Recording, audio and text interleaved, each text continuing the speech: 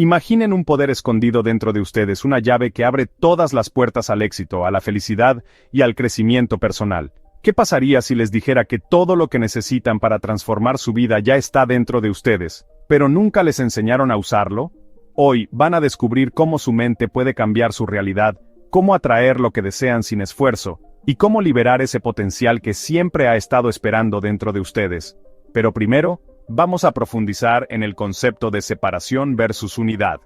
En nuestra vida diaria, a menudo nos sentimos separados de los demás y del mundo que nos rodea. Esta sensación de separación puede llevar a sentimientos de aislamiento, miedo y competencia.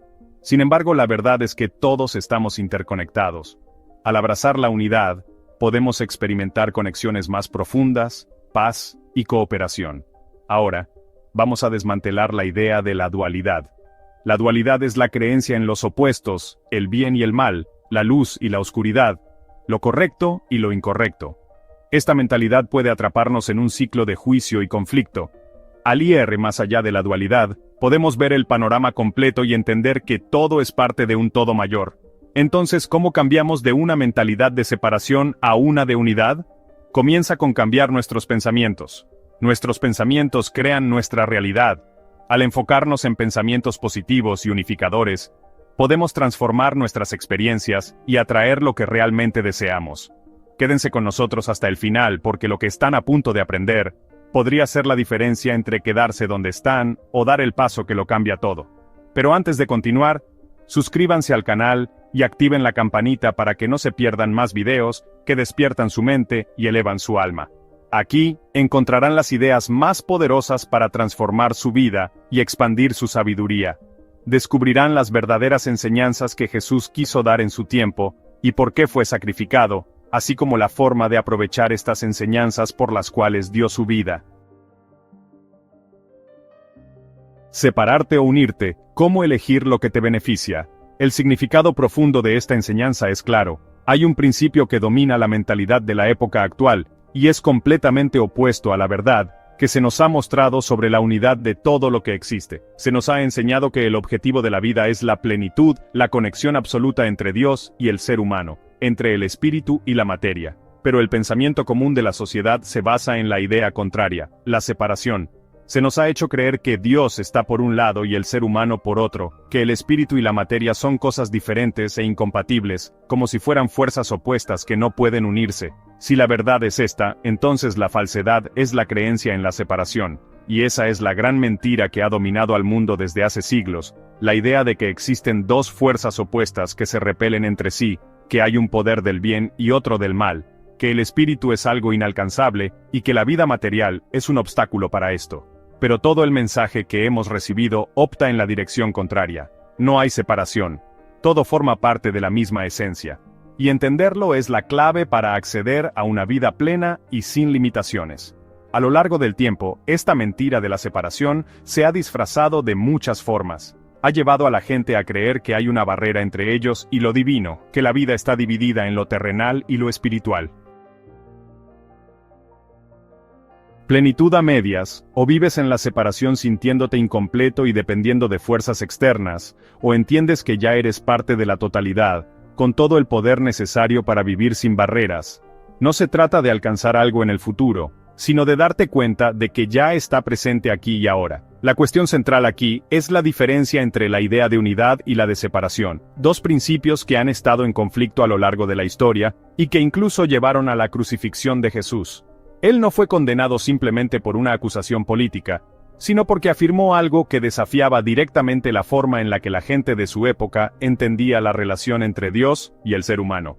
Cuando dijo yo y mi Padre somos uno, estaba diciendo que no hay una división entre lo divino y lo humano, que no existen dos fuerzas separadas en el universo, sino una única realidad en la que todo está conectado. Pero esa idea iba en contra de la creencia dominante, en la separación entre Dios y el hombre, y por eso se le consideró un blasfemo. Cuando Jesús fue llevado ante los jueces religiosos de su tiempo, la acusación clave en su contra fue que se hacía llamar Hijo de Dios. Para ellos, eso era inaceptable porque implicaba que el ser humano podía tener una conexión directa con Dios, sin necesidad de intermediarios ni estructuras religiosas. No se trataba solo de una diferencia teórica, Era un choque entre dos formas completamente opuestas de ver la vida. La mentalidad de separación dice que hay un abismo entre Dios y las personas, que hay fuerzas en oposición y que todo está dividido. Jesús nunca dijo algo sobre sí mismo que no aplicara también a quienes aceptaban su enseñanza. Si dijo, "Yo no soy de este mundo", también afirmó lo mismo de sus discípulos. Si se presentó como la luz del mundo, igualmente dijo que los demás también lo eran. Si declaró "Yo y mi Padre somos uno", oró para que todos fueran uno de la misma manera. Si se le llamó Hijo de Dios, dejó claro que quienes creyeran en su enseñanza, también tenían el poder de ser hijos de Dios. Creer en su nombre no es solo creer en la palabra, sino en el principio que representa. La idea central de su mensaje fue la unidad entre Dios y el ser humano. No enseñó que Dios fuera algo separado, lejano o inalcanzable, sino que está en cada persona. No hacía milagros por sí mismo, sino que mostraba que el poder de Dios actuaba a través de él. Y toda su vida, desde su enseñanza hasta su muerte y resurrección, fue para demostrar esa verdad, que no existe separación real. La falsa idea de que hay una barrera entre lo divino y lo humano, una creencia que lleva a la limitación, la lucha y la confusión. Cuando te sientes desconectado de tu origen, te encuentras con dificultades que parecen no tener solución, porque has perdido la clave para entender la vida y cómo funciona. Pero si reconoces que ya formas parte de esa vida infinita, que no es un premio que debas ganar, ni algo que pueda serte concedido desde fuera, entonces todo cambia. No es cuestión de merecimiento ni de favores divinos, porque eso supondría que hay un otro separado de ti, cuando en realidad la vida ya está en ti. En la medida en que lo comprendas, esa certeza crecerá dentro de ti, y se reflejará en todo lo que hagas, manifestando una vida cada vez más plena, sin límites, porque estás permitiendo que la misma energía creadora fluya a través de ti. El mayor obstáculo para esto es la creencia en la separación. Es un velo que impide ver con claridad, que hace que las personas caminen confundidas buscando respuestas en lugares equivocados. Pero una vez que ese velo cae, la transformación es inevitable. Como decía San Pablo, es un cambio de gloria en gloria, un despertar que te lleva a una comprensión cada vez más profunda de la vida. Por eso se dijo que Jesús era Emmanuel, que significa Dios con nosotros, no un ser aparte, sino la manifestación de la unidad absoluta. La razón por la que fue condenado es porque representaba esa unidad en un mundo que insistía en la separación. Pero aferrarte a la unidad es aferrarte a la verdad, a la esencia de la vida, al principio que sostiene toda la existencia. Y cuando realmente comprendas esto, verás que la vida no es lucha ni división, sino una expresión continua de esa misma unidad en la que siempre has estado. Todos queremos sentirnos bien con nosotros mismos y con lo que nos rodea. Buscamos una vida más plena y con menos limitaciones. Nos dicen que la clave para lograrlo está en la forma en que pensamos. Si cambias tu manera de pensar, tu realidad cambiará. Pero muchos se preguntan, ¿cómo hacer ese cambio? Porque parece un círculo sin salida. Si ya pudiera pensar diferente, entonces mi vida sería distinta. Pero justo el problema es que no sé cómo hacerlo. Esta es la gran dificultad para muchas personas. Entienden que el pensamiento crea la realidad, pero no saben cómo dar el primer paso. Sin ese punto de apoyo, todo lo demás suena a teoría sin aplicación real. Sin embargo, hay una base lógica y simple que puede ayudarte a dar ese salto. Lo primero que debes preguntarte es, ¿el poder que creó el universo es bueno o malo? O peor aún, existen dos fuerzas opuestas, una buena y otra mala peleando constantemente. Si piensas que hay dos fuerzas en conflicto, el resultado es la confusión y la incertidumbre, porque todo en la vida dependería de cuál de esas fuerzas domina en un momento dado. Pero si te detienes a analizarlo, verás que esto no tiene sentido. Si hubiera dos fuerzas iguales y opuestas, todo se anularía y no existiría nada. Si todo lo que existe tiene una única fuente, entonces esa fuente debe ser completamente buena porque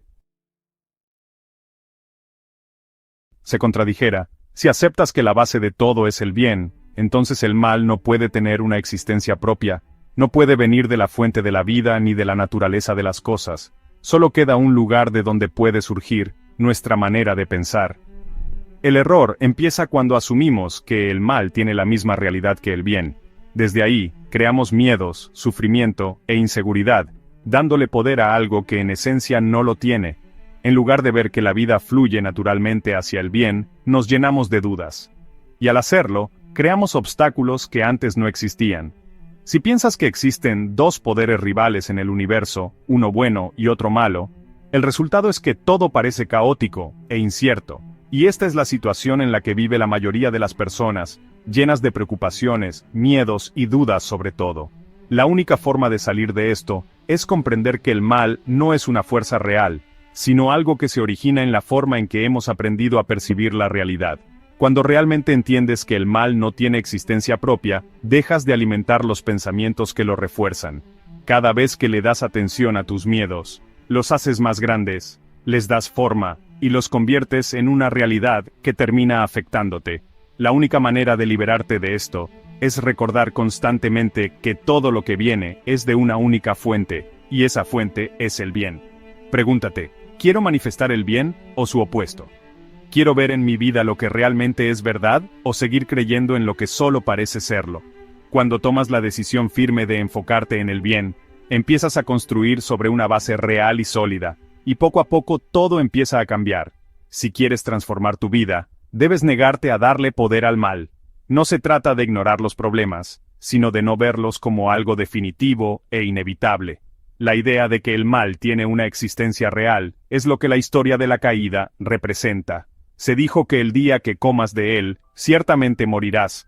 Pero esto nunca se dijo sobre el conocimiento del bien. El problema no es conocer el bien, sino pensar que el mal es una alternativa igual de válida. Cuando aceptas la idea de que el mal es una realidad, le das forma, lo conviertes en algo tangible y terminas viviendo sus consecuencias, dolor, enfermedad, limitaciones. Pero cuando reconoces que solo hay un principio verdadero gobernando el universo, que todo está basado en el bien, el mal pierde su fuerza y vuelve a la nada de donde salió. Así es como la verdad te hace libre. Eres libre porque entiendes que tienes el poder de dar forma a tu realidad, de transformar lo que eres y lo que te rodea. Al final, todo se reduce a una decisión: seguir creyendo en la dualidad o aceptar que el bien es la única realidad y permitir que eso se exprese en tu vida.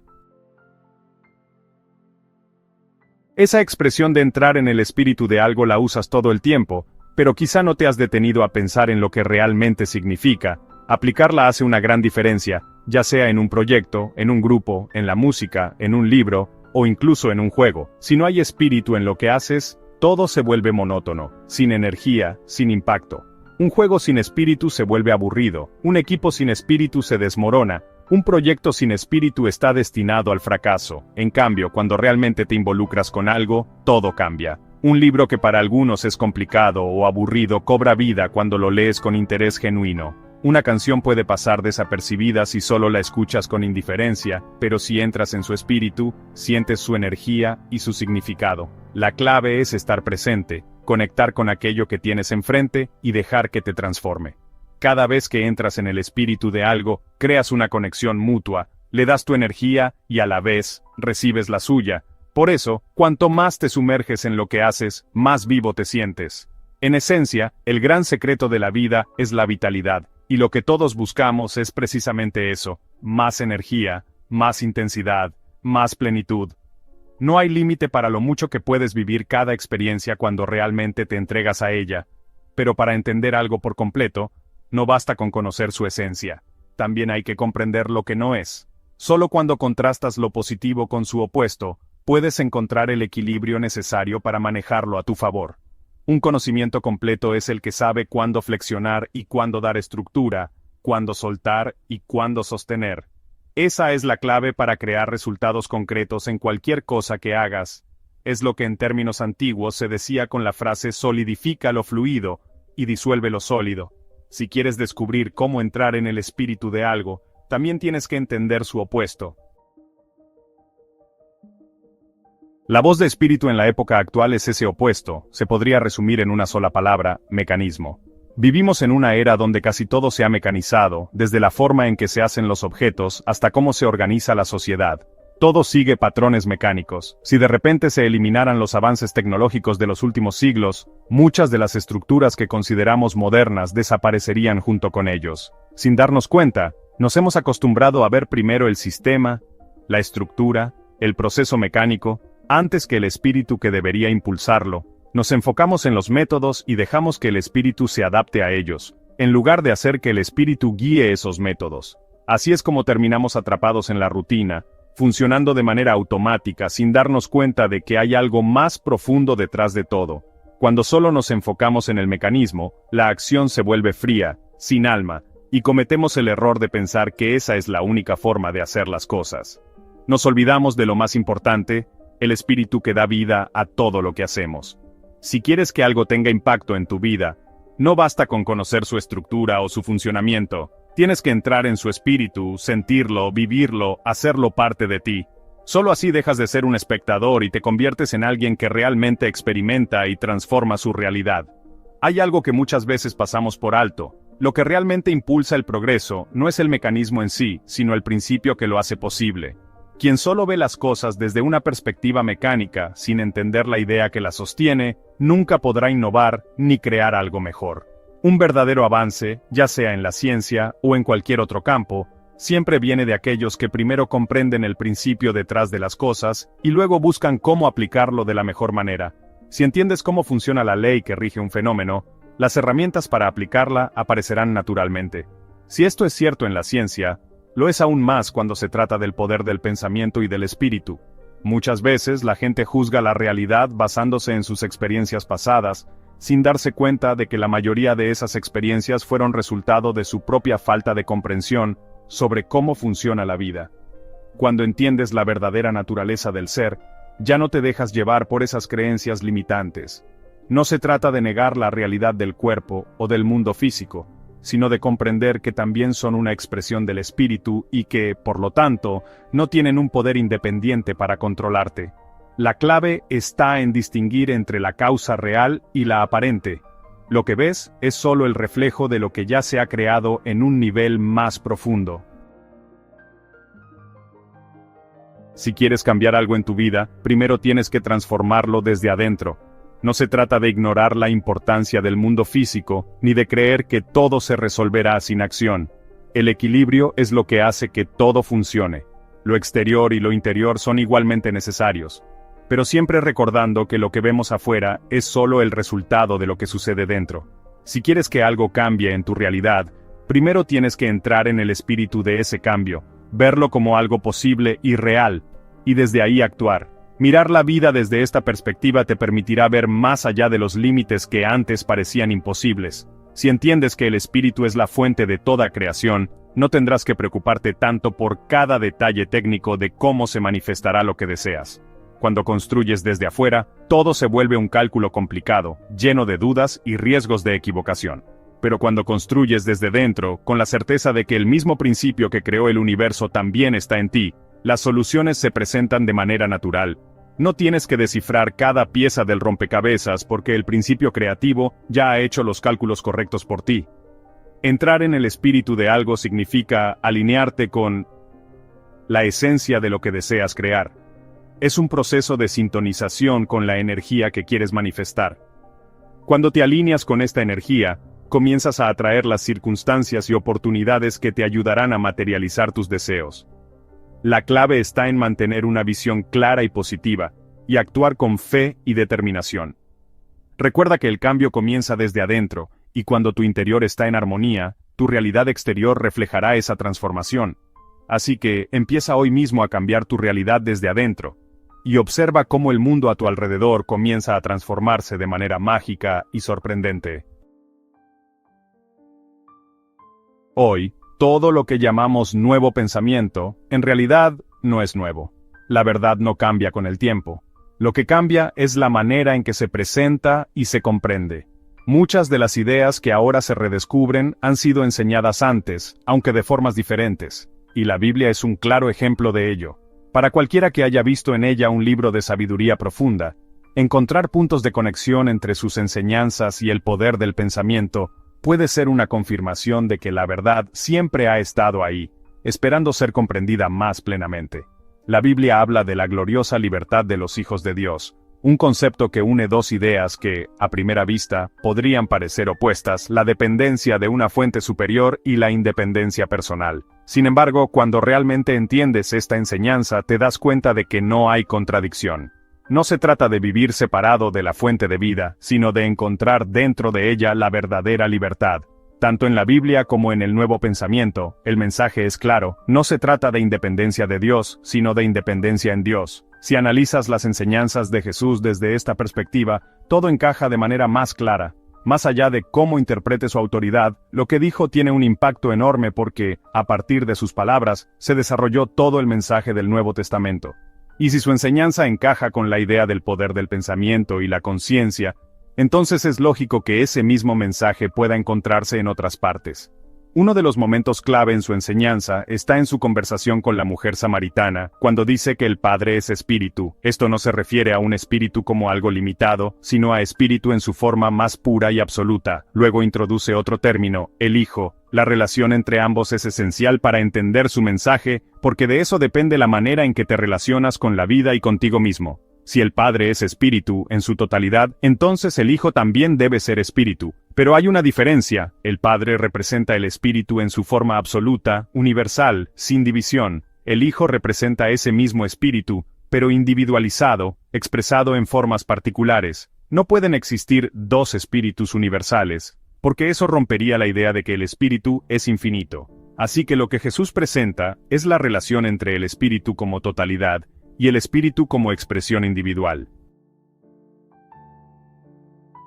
En la Biblia se dice que el espíritu es vida, lo que significa que el Padre es la vida en su estado puro, sin ninguna forma específica, mientras que el Hijo es esa misma vida manifestándose en formas individuales.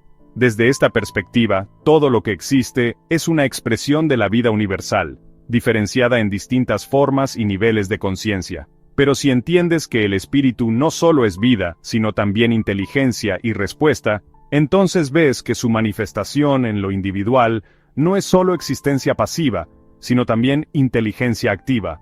Cada ser es una expresión de esa inteligencia en distintos grados, desde lo más simple hasta lo más elevado. Lo que cambia la manera en que experimentas la vida es cuánto permites que esa conciencia infinita se exprese a través de ti. No es solo cuestión de existir, sino de reconocer y manifestar la plenitud de lo que ya eres. Las enseñanzas de Jesús estaban dirigidas tanto a la razón como al corazón de las personas. Cuando hablaba de ser hijos de Dios, no se refería a una condición automática, sino a una conexión que cada persona podía desarrollar dentro de sí. En algunas personas, esta conexión apenas es una posibilidad latente. En otras, empieza a despertar, y en otras, se desarrolla más plenamente. Es un proceso de crecimiento interno que puede ir desde un estado inicial hasta llegar a un nivel en el que la persona refleje completamente la naturaleza de su origen. Este crecimiento ocurre desde adentro, como parte de un desarrollo natural que define la identidad de cada individuo. Si tomas la definición que Jesús dio sobre el Padre como el Espíritu universal, es lógico pensar que el Hijo es la forma en la que ese espíritu se expresa en cada individuo. Esta idea empieza a manifestarse en el momento en que la persona comienza a reconocer su relación con esa fuente, aunque sea de manera mínima o incluso solo como una posibilidad. Es interesante notar que esta definición del Hijo se alinea con la idea de que el espíritu es esa energía que es consciente de sí misma. La clave de este concepto está en la capacidad que tienes de reconocer que formas parte de esa misma esencia, así como en la parábola del hijo pródigo. Él seguía siendo hijo incluso antes de darse cuenta de su conexión con el Padre, pero fue solo cuando tomó conciencia de ello que comenzó su transformación. Lo mismo ocurre con el crecimiento espiritual. Inicia con la toma de conciencia y se desarrolla progresivamente hasta alcanzar su máxima expresión. La idea central del nuevo pensamiento es precisamente esta: el reconocimiento de la identidad del individuo con el espíritu universal. De ahí parte todo lo demás. Quizás lo que más confunde a quienes ven este movimiento desde afuera es la afirmación de que el pensamiento tiene un poder real para influir en la vida diaria. Mientras se trate de un conjunto de ideas abstractas, la mayoría podría aceptarlo sin problemas, como ocurre con filosofías tradicionales. Pero la idea de que el pensamiento pueda generar resultados concretos en el mundo físico es lo que más resistencia genera. No se trata solo de una teoría sobre la unidad del ser, sino de una aplicación práctica de esa idea, basada en la capacidad de la mente para crear cambios reales en la vida cotidiana. Para muchos, esto parece una afirmación absurda. algo que desafía el sentido común, una intromisión en lo divino, o simplemente una idea arrogante. Pero esta idea no es nueva. Jesús enseñó exactamente lo mismo: pidan lo que quieran y se les concederá. Todo lo que pidan en oración, creyendo, lo recibirán. Todo es posible para el que cree.